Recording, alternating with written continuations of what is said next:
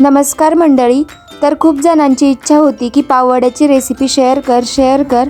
तर तुमच्या म्हणण्यानुसारच आज ही पाववड्याची रेसिपी. पाववडा हा नाशिकचा फेमस आहे. तुमच्याकडे पण भेटतो का ते कमेंटमध्ये नक्की सांगा. त्यासाठी मी इथे हिरव्या मिरच्या आणि लसूण घेतला आहे. त्यानंतर आपल्याला पाव लागणार आहेत. पाववड्यासोबत खाण्यासाठी इथे मी मिरच्या मधून कट करून घेतल्या आणि आता एका कढईमध्ये तेल गरम व्हायला ठेवलंय. आपल्याला त्या हिरव्या मिरच्या, लसूण आणि त्यासोबत ओवा वाटून घ्यायचा आहे. त्यानंतर पाववडे तळण्यासाठी लागणारं बॅटर आपण तयार करून घेऊयात.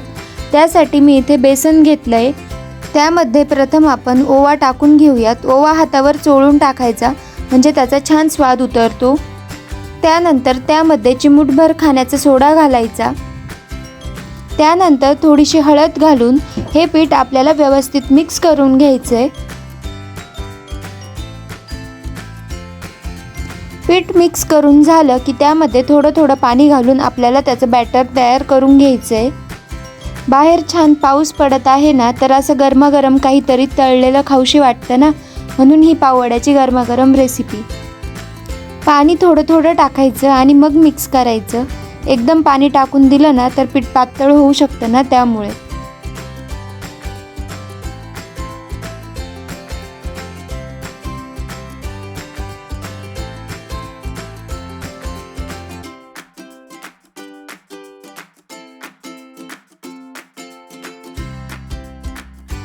आता तुम्ही बघू शकता की आपलं बॅटर रेडी आहे आणि कन्सिस्टन्सीही तुम्ही बघू शकता.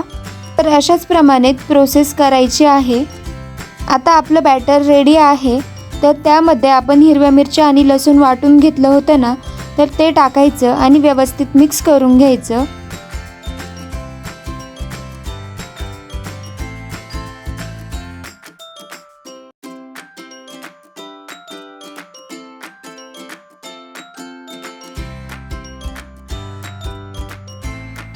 त्यानंतर त्यामध्ये चवीप्रमाणे मीठ घालायचं आणि तेही व्यवस्थित मिक्स करून घ्यायचं.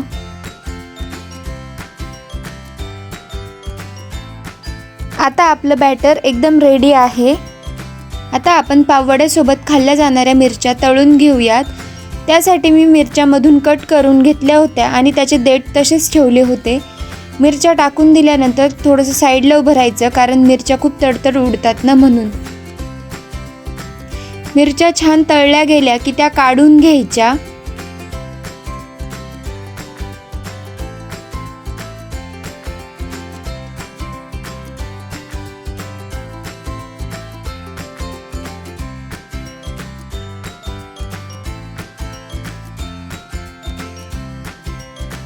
आता आपल्या मिरच्या तळल्या गेल्या आहेत. तर त्यावर आपल्याला थोडंसं मीठ टाकायचं आहे आणि त्या व्यवस्थित मिक्स करून घ्यायच्या, म्हणजे मिरच्यांना मीठ सगळीकडे लागलं जाईल.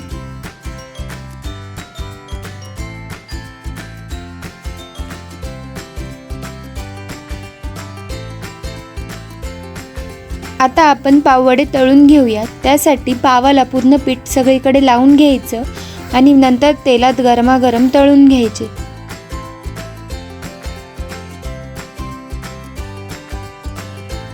दोन्ही साईडने आपल्याला पाववडा व्यवस्थित तळून घ्यायचा आहे. आता आपला पाववडा तळून रेडी आहे. तर आपण तो काढून घेऊयात आणि अशाच पद्धतीने बाकीचेही तयार करून घेऊयात. तर सगळ्यांना आपल्या रेसिपीज कशा वाटतायत ते कमेंटमध्ये नक्की सांगा आणि अजून काही सजेशन्स असतील तर नक्की सांगा. रेसिपी बघता चॅनलला सबस्क्राईब करायचं मात्र विसरू नका. तर कशी वाटली रेसिपी? आहे की नाही अगदी साधी आणि सोपी आणि झटपट होणारी? तर रेसिपी आवडली असेल तर चॅनलला लाईक, शेअर, सबस्क्राईब नक्की करा. आणि पुढची रेसिपी कोणती बघायची आहे ते कमेंटमध्ये मेन्शन करायला विसरू नका. अशा पद्धतीने आपले पाववडे तयार आहेत. दिसतायत की नाही एकदम छान आणि टेस्टी सुद्धा. तुम्हाला मी एक पाववडा तोडून दाखवते की किती छान झाला आहे. तर रेसिपी आवडली असेल तर चॅनलला लाईक, शेअर, सबस्क्राईब नक्की करा. पुन्हा एकदा भेटूयात अशाच एका अनोख्या रेसिपीसोबत.